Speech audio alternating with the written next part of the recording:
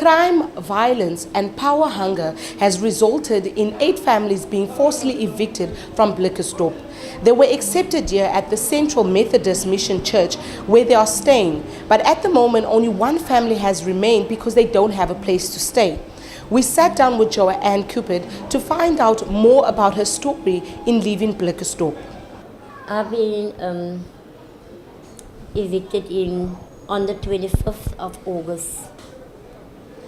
The reason for my eviction was I didn't have a democratic right to speak. On the 25th of August, we had a public meeting, which was chaired by Dion Kannemeyer. And I raised my hand, and my hand was up for a long time. And some of the community also said, but teacher's hand is up, why it's given her a chance to speak. So I took the mic by Dion Kannemeyer and I said, why don't you guys are not operating like the vigilantes at like apartheid era, because the killings goes on, evictions take place. You just do what you feel. Give the community a chance to patrol, and we see how the killings will stop. And I have to flee with my child, because even my neighbors told me, teacher, it is very dangerous. You can't come and stay in your place now. Find a place to sleep so long. And I immediately left that night.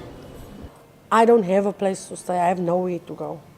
I sleep here and I sleep there, where my children is currently staying with my sister, just for going to school. Otherwise, where would they be? On the streets with me. Nobody's assisting me.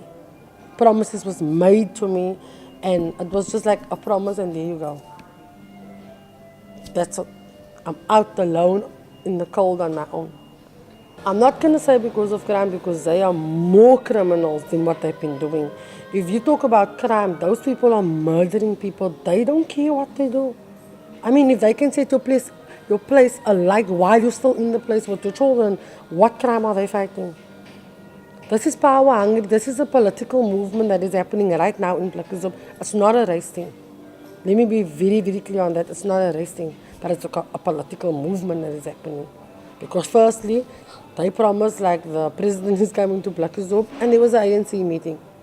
And after that meeting, all hell broke loose the next week, because in that meeting it was said the community must take the community back from the criminals. So if you're telling me this was fighting crime, how can you fight crime by murdering people? How can you fight crime by burning people alive, burning people out? Is that fighting crime? That's not fighting crime. Look at me, I'm a widow. I've got 2 children. I've been threatened by these guys telling me they're going to burn me alive if I don't move on that day. And I had no choice but to leave the area. We've had a meeting with Den Plato, that is now the mayor. He asked us, he said to us, we can go back to Blikkiesdorp. There will be 24 hours of Metro Police, law enforcement. There will even be a mobile, a law enforcement mobile. That won't protect us. I can say that with surety, it won't protect us, because the police and Metro Police won't be there in our space where we stay to protect us. These people are sneaky. Look how sneaky they come with the 6 structures they've been petrol bombed at night when people were almost asleep. So with our lives, I won't play with my life, no, with my family's life.